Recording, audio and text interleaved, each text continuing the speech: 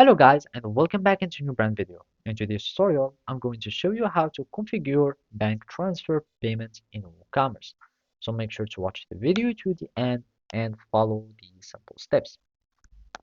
So first, you will need to go to your WooCommerce settings.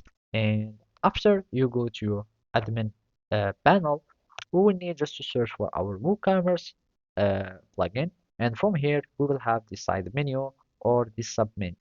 And from here, we can just click on settings. So basically, we will be needing to go to the payment setting. And here we will find all the tabs for all the types of settings. Here we want the payment setting, and basically, we will be needing to search for our payments methods. And in WooCommerce, you already will have some default and many default settings or payments methods, and there is Stripe, card processing, Alipay, ADL, and many other web uh, gateway. Or you can also add ones with using plugins and extensions. And here, what we are interested in is the direct bank transfer.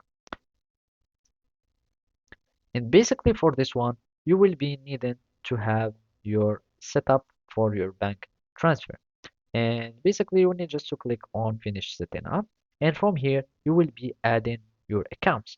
So those are some title, and you will need also to enable so it can be added as a payment or method of payment.